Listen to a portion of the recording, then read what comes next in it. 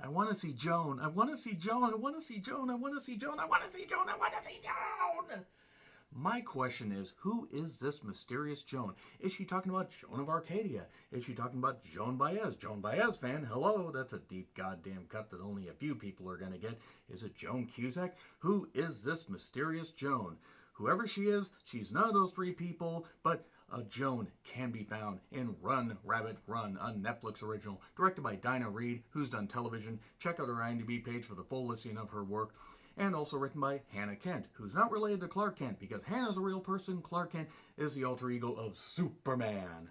And this is Hannah's feature credit, and it stars Sarah Snook from Succession, the really, really attractive woman from Succession. I've only seen a little bit of it, but man, I absolutely get it. I absolutely get it, guys. And Sarah Snook plays a character named Sarah. That's fucking typecasting right there. I can only imagine the pitch for this.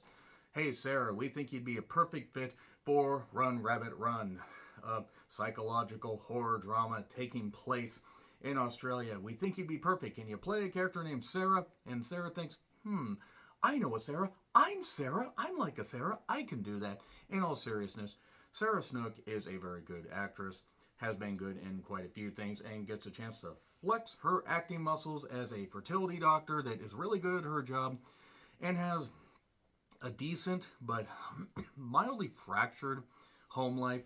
She isn't with her daughter Mia's father, Pete, but he's still in her life.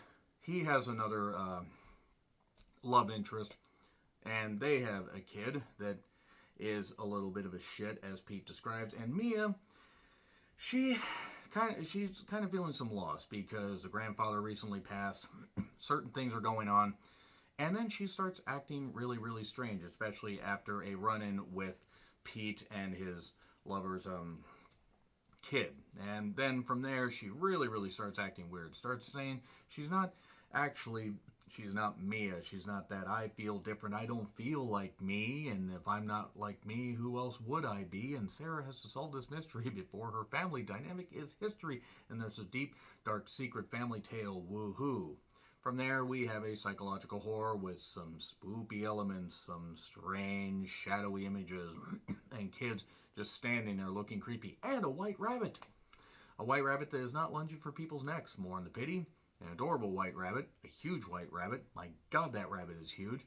I've had 3 pet rabbits, none of which were white. One was gray, one was black, one was brown. They were great. They're also smelly creatures. Make sure you keep them in open spaces. And don't do what they did in this movie and let the rabbit wander around, because they like to chew on cords. As great as rabbits are, as adorable as they are, well, nevertheless, make sure you keep your rabbit penned up and keep an eye on them. And also raise them properly and pet them and give them stuff and feed them and love them and hug them. Don't squeeze them and call them George. Except I don't know what they call the rabbit in this one. I will say that Sarah Snook is pretty much the main reason to watch this, though Lily Latour is pretty good as Mia, the little girl, and it's hard to find some kid actors that actually work. The movie itself is kind of basic. I mean, once it tips its hand, it just keeps tipping it and tipping it and tipping it to the point that it's almost in the goddamn ground. But it does have some nice atmosphere to it, and Sarah Snook, her performance basically makes the goddamn movie. From there, we have a standard movie that's fine. It's fine for what it is. I would argue that outside of her, if you took rather her performance out of this, you wouldn't have something nearly as good. But it's good overall. It is, as far as being something where you see people slowly unravel and you see somebody's life unravel, Sarah Snook captures that very, very well.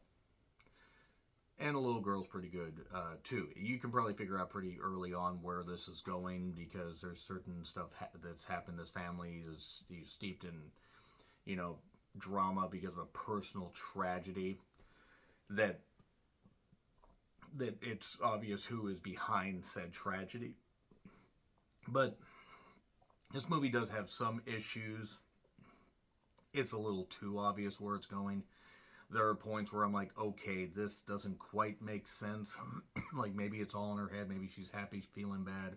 Maybe she's got sunshine in a bag. Maybe she's useless, but not for long, because the movie keeps going on. She does end up Sarah ends up finding out the whole thing going on with this. The girl playing Mia does a pretty good job with the conflict and, oh, I'm this and this is what I'm doing and everything. Everybody else, they're, just characters on the periphery. Though the mother is talked about and shown a few times, and we find out, more exposition what's going on there. It's not bad. It's not great. As far as Netflix originals, Sarah Snook helps elevate it. Is this going to be something you remember much after you watch it? Probably not, unless your family has suffered some form of tragedy. And if it's anything like the one in this, you may want to seek help. So I'm going to get into spoilers right now, just so you know, but that's your one right there. Sarah Snook's very good, so's the kid, that's it. 3, 2, 1, spoilers. Everything else is kind of basic, but elevated because Dinah Reed does understand how to do, how to do some good atmospheric shots. And Hannah Kent's screenplay, while familiar, is fine. So basically, it turns out that Sarah had a sister.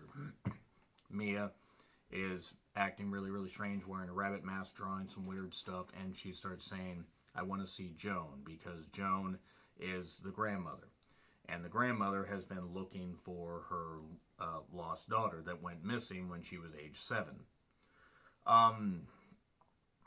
The rabbit also keeps popping up out of nowhere. The rabbit is kind of symbolic of the fact that the sister loved animals, and also there were wild rabbits that the dad used to catch. And Sarah's acting a bit weird. Sarah actually tries to get rid of the rabbit at one point, just put it back over the fence because maybe it's a neighbor's rabbit, and the rabbit bites her. The rabbit yelps. The rabbit shrieks. I hate hearing a rabbit shriek. I've heard a rabbit shriek before. We've had cats in the past that hunted, and it is a sound that haunts me. I hate that. I know that animals hunt, animals kill, I get it. But, ooh, that's the only type of, animal violence or whatever. But Sarah gets bit, and then Sarah ends up having, doesn't get it treated despite the fact she's a fertility doctor. It totally gets forgotten. We see, 1 or 2 examples of her as a fertility doctor, and then that is totally out the goddamn window. Mia starts saying, don't call me Mia, call me Alice. And she meets with the mother, or the grandmother. The grandmother says, oh, you remind me so much of this. I called her Alice because the grandmother has dementia. And then Mia's drawing weird stuff in school.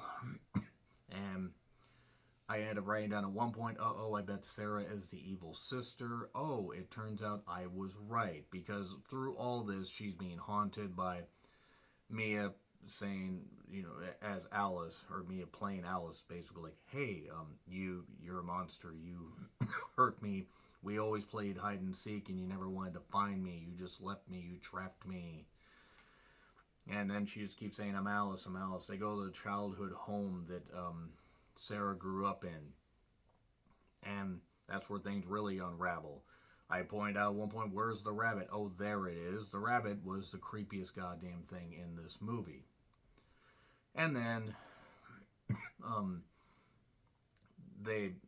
Sarah visits her mother again. This trip hasn't gone well, basically. Doesn't Sarah have a job, is what I noted. She just seemingly takes about 8 weeks off of this whole thing. And Mia keeps playing around with her, being Alice.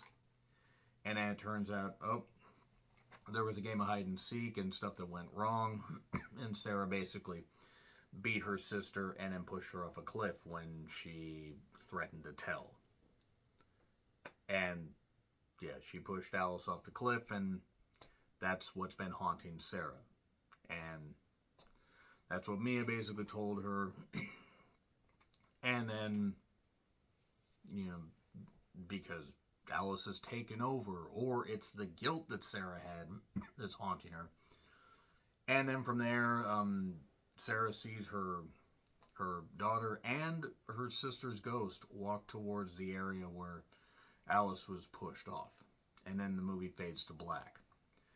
Again, the movie is a little bit basic. The directing is fine, and the writing is fine, and Sarah Snook helps elevate, along with the girl. Everybody else, character repeat. No disrespect to any of the other cast. They're not really important here. It's about the mother and daughter dynamic, and also the grandmother dynamic. And again, it was pretty obvious once the first scene with the grandmother happened where they were going with it, because you're like, oh, you look so much like Alice, this kind of stuff. And then that's where things really started. Also, part of the reason that I think Mia acted the way she did is because the little 3-year-old shit that Pete and his lover have hit her in the head, and that kind of caused something. And then various marks would pop up all over Mia's face, and to symbolize what Sarah had done to Alice, and it would continue to haunt her. So yeah, she lost her daughter because she killed her sister. At least that's what's implied. B gets a B. Let me know your thoughts in the comments. Like, share, subscribe. Twitter handle in the description. I'm John Replin. I'll see you soon.